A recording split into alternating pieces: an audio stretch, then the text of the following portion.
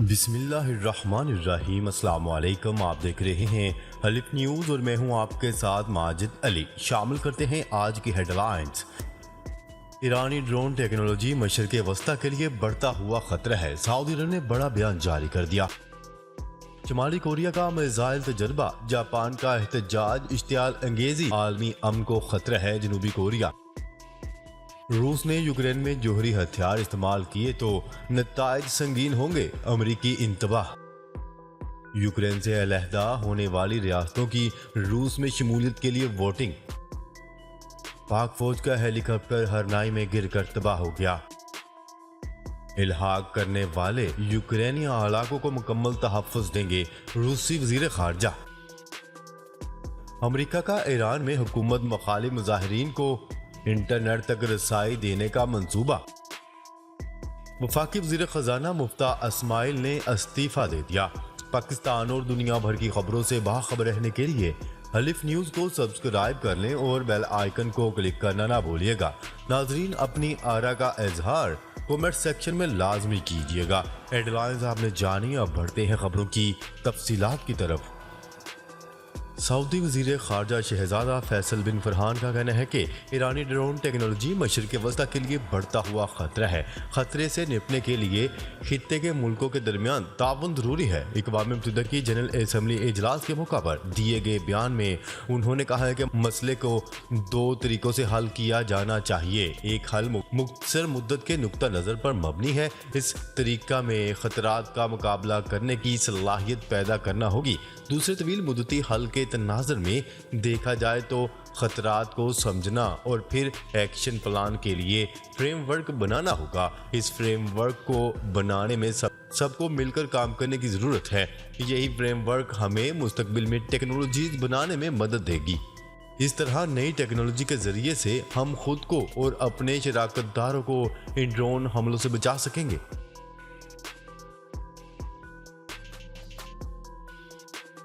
خبر کے اگلے حصے میں بات کرتے ہیں۔ شمالی کوریا نے ایک اور بیلسٹک میزائل کا تجربہ کیا جس نے 60 کلومیٹر کی بلندی پر 600 کلومیٹر دور تک پرواز کی۔ شمالی کوریا نے یہ بیلسٹک میزائل جاپان کے سمندر کی جانب فائر کیا۔ جنوبی کوریا نے ابھی تک اس بیلسٹک میزائل کی رفتار اور رینج کے بارے میں کوئی اطلاعات نہیں دی۔ رپورٹ کے مطابق جنوبی کوریا کی فوج کا کہنا ہے کہ شمالی کوریا کے میزائل کا تجربہ جزیرہ نما کوریا اور بین الاقوامی امن اور استحکام کے لیے شدید خطرہ ہے، اشتعال انگیزی ہے۔ جنوبی کوریا کی فوج نے مطالبہ کیا کہ شمالی کوریا فوری طور پر اس قسم کے میزائل تجربات کرنا بند کر دے۔ شمالی کوریا نے یہ میزائل تجربہ امریکہ اور جنوبی کوریا کی مشترکہ فوجی مشقوں کے انعقاد امریکی صدر کیملا ہیرس کے دورے سے 2 روز قبل علاقے میں امریکہ کے بحری بیڑے کی موجودگی کے بعد کیا۔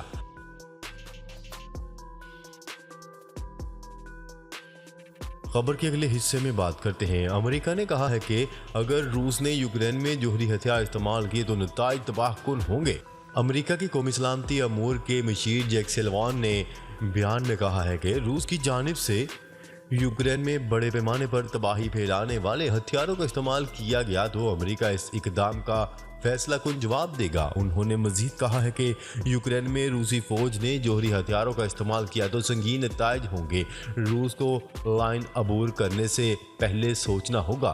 امریکی حکام کا بیان ایسے وقت میں سامنے آیا ہے جب روس نے یوکرین کی 4 ریاستوں میں روس سے الحاق کے ریفرینڈم کی حمایت کرتے ہوئے کہا ہے کہ اگر 4 یوکرینی ریاستوں نے روس سے الحاق کا فیصلہ کیا تو انہیں مکمل تحفظ فراہم کیا جائے گا۔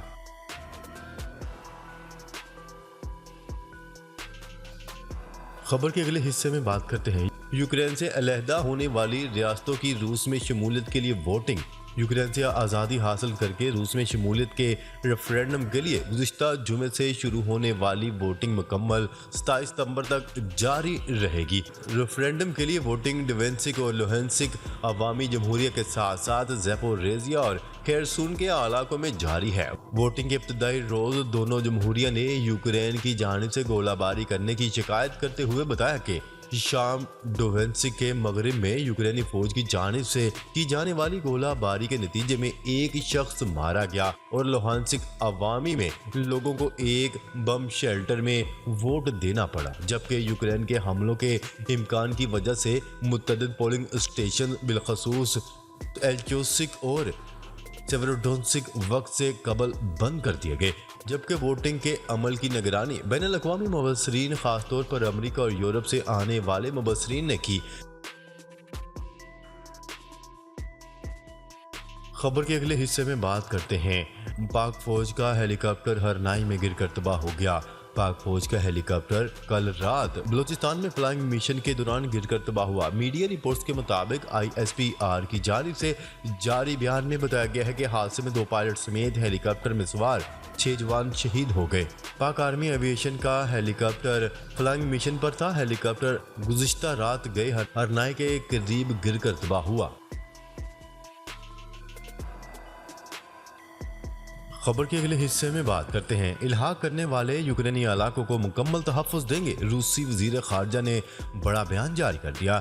روس اور یوکرین کے درمیان جنگ بدستور جاری، خرکیف میں لڑائی کے دوران ہلاک ہونے والے 400 افراد کی لاشیں برآمد کر لی گئیں۔ یورپی یونین کا کہنا ہے کہ روسی صدر کی جوہری ہتھیاروں کے استعمال کی دھمکی کو سنجیدگی سے لینا چاہیے۔ روس کے قبضے میں لیے گئے علاقوں پر کنٹرول برقرار رکھنے کی کوششیں جاری ہیں۔ زیر قبضہ علاقوں کو اپنے ساتھ شامل کرنے کی کوششوں کا بھی آغاز کر دیا گیا۔ دوسری جانب یوکرینی فورسز روس کی فارورڈ لائنز پر حملے کرنے میں مصروف ہے۔ یورپی یونین کا کہنا ہے کہ صدر پیوٹن کی یوکرین پر ایٹمی حملے کی دھمکیوں کو سنجیدہ لینا چاہیے۔ یورپی یونین کی خارجہ پالیسی کے سربراہ نے برطانوی نشریاتی ادارے کو بتایا کہ جنگ خطرناک مرحلے میں داخل ہو گئی ہے۔ یوکرین نے روسی فوج کو ایک کونے میں دھکیل دیا ہے۔ روسی صدر ولادیمیر پوٹن یوکرین کے خلاف کسی بھی حد تک جا سکتے ہیں۔ دوسری جانب روسی وزیر خارجہ سرگئی لاروف نے اقوام متحدہ میں یوکرین کے خلاف 7 مہینوں سے جاری جنگ کا دفاع کرتے ہوئے کہا ہے کہ یوکرین کے وہ علاقے جہاں بڑے پیمانے پر ریفرینڈم جاری ہیں، اگر ان کا روس کے ساتھ الحاق ہوتا ہے تو وہ مکمل تحفظ میں ہوں گے۔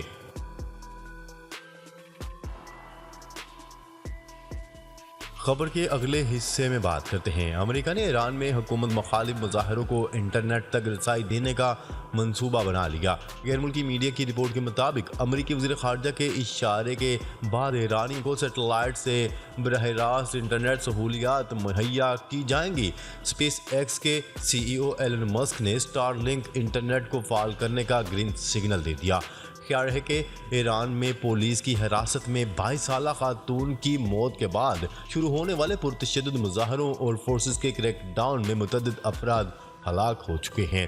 خبرسا ایجنسی کی رپورٹ کے مطابق مظاہرین پر پولیس کے کریک ڈاؤن میں 50 افراد ہلاک ہو چکے ہیں، جبکہ سینکڑوں افراد کو گرفتار کیا جا چکا ہے۔